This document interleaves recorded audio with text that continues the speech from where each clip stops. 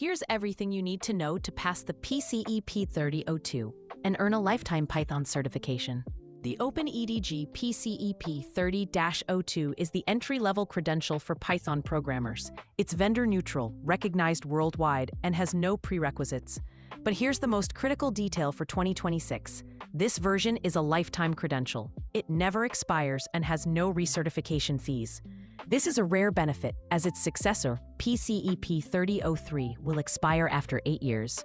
To lock in the lifetime certificate, you must pass the PCEP-30-02 exam before it retires on August 31st, 2026. Let's break down the exam format.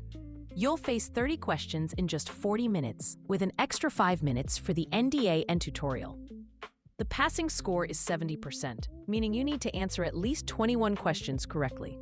The exam costs $69 for a single attempt and is delivered online via the remote-proctored OpenEDG testing service. Question types vary, including multiple choice, drag-and-drop code sequencing, and filling in gaps in code. So be prepared for interactive problem solving. The exam content is split into 4 weighted blocks. Block 1 covers Python fundamentals at 18%. Block 2, the largest, is control flow at 29%. Block 3 is data collections, covering lists, tuples, dictionaries, and strings, weighted at 25%. Finally, Block 4 covers functions and exceptions at 28%.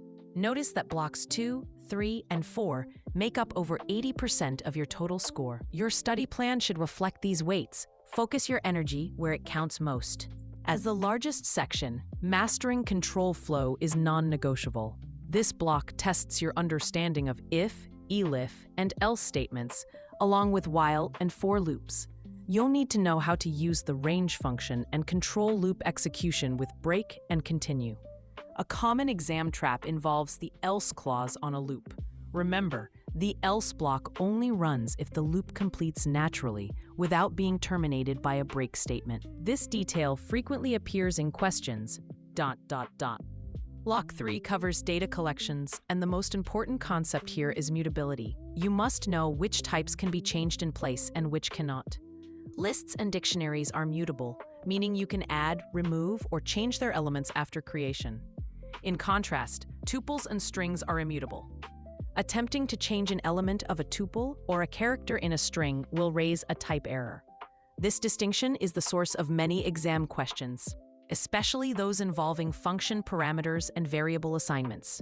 Finally, Block 4 tests functions and exceptions. For functions, understand scope, how Python looks for variables using the local, enclosing, global, and built-in rule.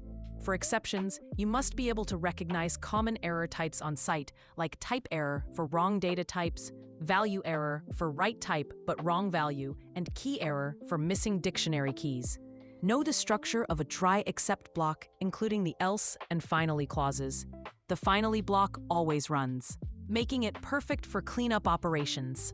Ready to master these concepts and pass your exam? This video is a summary of our complete PCEP-30-02 guide on open-examprep.com. On our site, you can read the full article with even more detail. And most importantly, start practicing with our 100% free PCEP practice questions. They cover every block of the syllabus and include AI-powered explanations to help you learn the why behind each answer. Click the link in the description to access the full guide and start your free practice now.